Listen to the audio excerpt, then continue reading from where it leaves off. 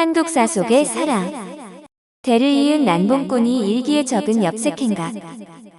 부북일기. 조선 선조에서 인조에 이르는 격변기에 울산에서 무과 급제했던 박계숙과 그 아들 박쥐문이 병역을 치른 과정을 적은 부북일기라는 것이 있습니다. 박계숙은 임진을 한 때 아버지 박흥춘과 의병 활동도 한 인물인데, 이들의 일기는 울산에서 출발해서 함경도 끝에서 병영 생활을 하고 다시 돌아올 때까지의 일과를 적은 것입니다. 아주 진솔하게 적혀 있어서 조선 후기 무관들의 생활상 연구에 크게 도움이 되고 있는데, 장교들이 길을 떠나면 지나는 곳에 수령들이 접대를 했고, 이때 기생수청을 드리는 경우가 다반사였습니다. 부북일기 아버지 박계숙편. 박계숙은 37의 나이에 북방으로 떠나게 되었는데, 그는 집을 나서면서 바람을 피지 않겠다고 굳게 맹세한 바, 그것은 기생수청을 받지 않겠다는 뜻이었습니다. 그는 10월 15일 집을 떠나서 함경도에 들어선 12월 초까지도 이 맹세를 잘 지키고 있었습니다. 함경도 흥원연의 사또가 일행에게 기생을 보내와 다른 이들은 모두 수청을 받았는데, 박계숙은 18세의 아름다운 기생 은씨의 수청을 거절했습니다. 중국 4대 미녀인 서씨와 같이 아름다웠지만 초심을 돌과 같이 지켰는데, 이 결심이 허물어지는 날이 왔습니다. 함경도 경성에 도착한 12월 25일, 고풍스런 관사를 구경하고 근처를 산보할 때 비취색 저고리에 붉은 치마를 입고 연꽃같이 가벼운 걸음걸이로 지나가는 여인에게 박계숙은 참지 못하고 말을 걸었습니다. 우리는 영남의 풍류나마인데 조정의 일당백의 장사로 이름이 알려져 북쪽 변방을 지키고자 선발되었다. 서울의 보배를 다 가지고 왔으니 교환함이 어떻겠는가. 우리 변방 사람들은 남쪽 사람들을 보배로 보지 않고 청에서 함께 노는 것을 보배로 여긴답니다. 기명이 석경인 애춘이란 이 아리따운 여인은 살짝 웃음을 지으며 대답해서 박계숙은 애춘과 함께 이야기를 나누었는데, 애춘은 20살에 문자도 알고 시도 능했습니다. 애춘이 담소만 즐기다가 저녁 때 일이 있다고 하며 돌아가자 박계숙은 아쉬운 마음을 간신히 억눌렀는데, 다음날 애춘은 기명이 월하인 금춘이란 16살의 아름다운 여인과 함께 방문했습니다. 어제 저녁에 기난 일이 있어서 돌아가야 했습니다. 하여 부끄러움을 무릅쓰고 오늘 다시 왔습니다. 금춘은 아름답기가 중국 4대 미녀 왕소군을 능가했고, 비단적삼을 반만 여민 모습이 가을 구름 뒤에 숨은 달과 같고, 비취색 소매를 들어 웃는 모습은 봄 연못에 비친 연꽃 같았습니다. 시도 잘 짓고 봐도 거문고 가야금도 능했는데, 저녁까지 담소를 나누었으니 춘정이 일어나지 않을 리 없었지만, 박계숙은 이번에도 초심을 지켜 두 여인을 물리치고 친구들과 술자리를 가졌습니다. 본래 근무지인 회령으로 떠나야 하는데 빌려 탈 말이 없어서 계속 기다리고 있는 중이었는데, 다음 날에도 말이 준비되지 않아 어쩔 수 없이 숙소에 머물 때 애춘과 금춘이 또 찾아왔습니다. 난고는 우리들을 비천하게 여기지 마십시오. 어젯밤에 찾아와 보니 여러 친구들이 즐겁게 술자리를 가지고 있어서 그냥 돌아갔었습니다. 이렇게 되자 박계숙의 마음이 흐물흐물해지고 말았는데, 박계숙이 시를 지어 금춘에게 주었습니다. 비록 장부라도 속마음이 쇠와 돌이랴. 집 앞에 홍분을 오랜 경계로 삼았더니 지성의 호치단순을 모시질까 하노라. 홍분이라는 것은 연재와 분을 가리키는 것으로 미인을 이르는 말로, 집 앞에 홍분이니 아내를 말하는 셈이며, 호치단수는 하얀 이와 붉은 입술이라는 뜻으로 역시 미인을 가리키는 말입니다. 금춘의 미모를 호치단순으로 칭찬한 것인데, 그러자 금춘이 시로 화답을 했습니다. 요순인 금을 친히 본 듯 한당성도 지내신 듯 고금서리에 통달한 명철한 사람을 어디에 두고 동서도 구분 못하는 군인을 걸어 무엇하리? 한당송은 한나라, 당나라, 송나라를 가리키는 말이니 박계숙이 고리타분하기 짝이 없다고 빈정된 것으로 박계숙이 발끈해서 다시 시로 답했습니다.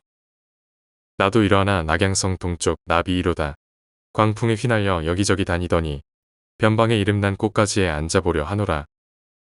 박계숙이 자신도 풍류나마라고 큰 소리를 친 것인데, 박계숙이 발끈한 것을 안 금춘이 다시 시를 읊었습니다. 아녀자의 농담을 대장부는 믿지 마시오. 문무가 하나됨을 나도 조금 아옵니다. 하물며 용맹한 모사를 안이 걸고 어쩌리. 이렇게 되어 박계숙은 처음 맹세를 깨고 금춘과 잊을 수 없는 밤을 보냈는데, 같이 왔던 친구도 여자를 가까이 할 뜻이 없었는데 분위기에 휩쓸려 애충과 동침을 했습니다. 회령에 도착해서는 회령 기생을 방직기로 두었는데 이 방직기를 회령 사또가 가까이 하고 있어 방직기로 배정받는데 문제가 조금 있었습니다. 기생이 아니고 여자 노비가 배정되는 경우도 있었는데 이런 경우는 방직비라고 했으며 장교들은 자기 방직기에 종종 선물을 내리곤 했습니다. 방직기를 두면 일종의 혼인을 하는 셈이라 해서 친구들을 불러 피로연을 하는데 조선시대에는 이런 피로연을 동상례라고 부른 바 방직기를 두고 피로연을 갖는 것은 동상례의 빗대 서상례라고 했습니다. 조선시대에는 변방의 장교들의 수발을 위해서 기생을 따로 두었는데 장교의 방에 배정된다고 해서 방직기라고 불렸습니다. 박계숙의 엽색 행각은 이 정도에 그쳤지만 그 아들 박취무는 아버지를 멀리 넘어서는 인물이었습니다. 부부길기 아들 박취문 편. 조선 선조 시절 울산에서 무과 급제한 선비인 박계숙의 아들 박취문도 아버지처럼 변방의 근무를 선 일기를 남겼습니다. 아버지는 37세의 중년에 일기를 남겼는데 박취문은 28세인 청년 때에 일기를 남긴 것으로 박취문은 신규 무과 급제자로 함경도에 근무하게 되었습니다. 박취문은 선달 이학과 함께 인조 22년인 1644년 12월 9일 길을 떠났는데 떠난 지 사흘 만에 좌수댁의 여종 통진과 우연히 동침을 했습니다. 아버지와는 달리 엽색 행각을 조심하겠다든가 하는 생각은 전혀 없었지만 다시 사흘 후에 묵은 집의 여종분이와 또 우연히 동침을 했습니다. 다음 날에는 묵고 있던 의성현의 관비로 기생 역할도 하는 주탕춘일과 동침했는데 박취무는 자기가 잔 여자들만 기록한 것이 아니라 동행들이 어떤 여자와 동침했는지도 알뜰히 기록했습니다. 박취무는 22일에 주탕향환과 26일에는 주탕예향과 30일에는 강릉에서 기생 연양과 동침했는데 길을 떠나서 3주 만에 6명과 동침을 한 것입니다. 해가 바뀌어 새해가 되었는데 박취무는 연양과 함께 여전히 강릉에 있었고 1월 2일에 강릉의 기생으로 유명한 걸리개를 찾아갔습니다. 그날은 눈이 펑펑 쏟아지고 있었지만 박취무는 기어이 그 집을 찾아가 동침을 했는데 밤이 깊었을 때 걸리개가 한 가지 물어볼 것이 있다고 말했습니다. 선달님 오신 쪽에 기생 연양이 있는데 혹시 동침하시지 않았는지요? 어젯밤에 동침한 바 있다. 그러자 걸리개는 아무 말 없이 옷을 챙겨 입고 일어나 앉더니 대성통곡을 했는데 방에서 울음소리가 나자 걸리개의 모친과 동생이 놀라서 들어왔습니다. 무슨 일이 있었느냐? 선달님이 어젯밤에 연양이와 동침했다 합니다. 그러자 걸리개의 모친도 걸리개를 붙들고 울음을 터뜨렸는데 박취문이 연유를 묻자 그제서야 답변이 나왔습니다. 대체 무슨 일로 그러는 거냐? 연양이가 뭘 어쨌다고? 연양이가 방창에 걸렸는데 그 아이와 동침을 하셨으니 이를 어찌합니까? 당창은 성병인데 보통 매독이라고 보지만 확실히 매독인지는 알 수 없고 당나라에서 온 역병이라고 해서 당창이라고 불렀습니다. 아무튼 이 말에 박취문도 깜짝 놀라 밤새 잠을 못 이루고 걱정을 하며 지새우고 말았는데 자기가 병에 걸렸을 것도 걱정이지만 기생의 앞날도 망친 셈으로 다음날 무명 두 피를 약값으로 쓰라고 내주었습니다.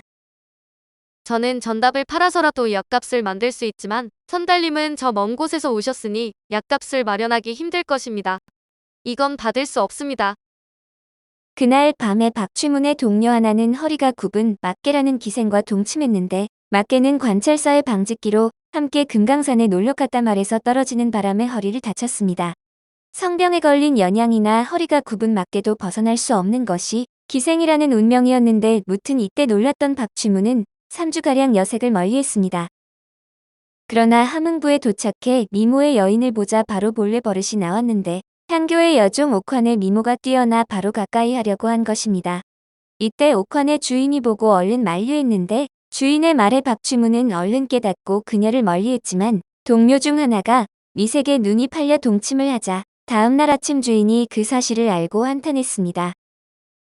옥환이 몸에 당장이 있는데 내 말을 믿지 않고 동침하였으니 이를 어쩐단 말이오. 참으로 가련하고 가련합니다.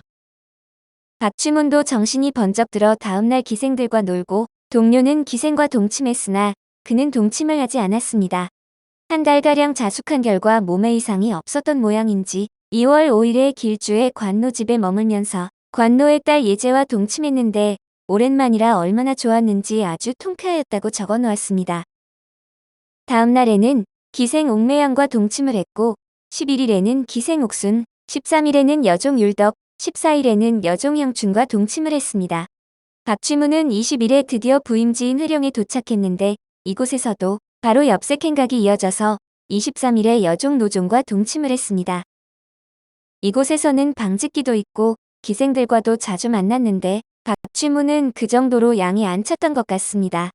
회령 부사의 첩이 발바닥 치료를 받다 침이 부러지는 일이 생겼는데 어찌할 바를 모른 부사가 박쥐문을 불러 발바닥 안으로 들어간 침을 꺼내달라고 부탁하는 일이 생겼습니다. 나한테 지남철이 있으니 걱정 마시오. 지남철은 쇠를 끌어당기니 발바닥에 가져다 대면 침이 빠져나올 것이오. 첩이 그 말을 믿고 발을 맡겼는데 박쥐문은 단단히 발을 잡은 뒤에 지남철을 대는 척하면서 날카로운 칼로 번개처럼 발바닥을 째고 침을 꺼냈습니다. 나흘 후에 첩이 감사의 뜻을 표하며 술과 안주를 마련했으니 놀러오라는 전가를 보냈는데 그날 밤에 박쥐문은 홀로 말을 달려 성 안으로 들어가 첩과 미래를 가졌습니다. 뜨거운 밤을 보내고 새벽 달기울 때가 되어서야 방을 나왔는데 비가 억수같이 쏟아져 비가 그칠 때까지 하루 종일 숨어 있어야 했으니 스스로 생각해도 우스운 꼴이었습니다. 박쥐문은 그로부터 얼마 안 되어 함경도 경성으로 근무지가 바뀌었는데 이곳에 도착하자 함경병사가 방직기를 배정해 주었습니다. 이 방직기는 태양이라는 여인으로 전 지아비를 위해 몇 년간 수절을 하고 있는 몸이었지만 북방의 기생에게 수절이라는 것은 가능한 일이 아니라 병사가 태양을 불러 말했습니다. 듣자하니 내가 전 지아비를 위해 몇 년간 수절을 하고 있다는데 그것은 참으로 가상한 일이지만 내 군관 중에 아직 방직기를 얻지 못한 이가 있으니 오늘 밤에는 반드시 내 집으로 모시고 가도록 하라. 하지만 태양은 그 명을 따르지 않았는데 다음날 아침 태양의 모친과 오라비를 붙잡아와서 각각 곤장을 한 대씩 쳤습니다. 어제 내가 태양에게 분부했는데 감히 따르지 않아서 오늘 벌을 내린 것이다. 아이고, 병사나리, 오늘 저녁에 꼭 초청하겠습니다. 부디 용서해 주십시오. 박쥐문은 이후에도 여러 여인과의 잠자리를 일기에 기록해 놓았는데 박계숙, 박쥐문 부자의 부북일기에 여자와 잔 이야기만 적혀 있는 것은 아니라서 조선 후기의 병영 생활에 대한 귀중한 자료가 되고 있습니다. 오늘 한국 사속의 사랑은 대를 이은 난봉꾼이 일기에 적은 엽색행각 부북일기였습니다.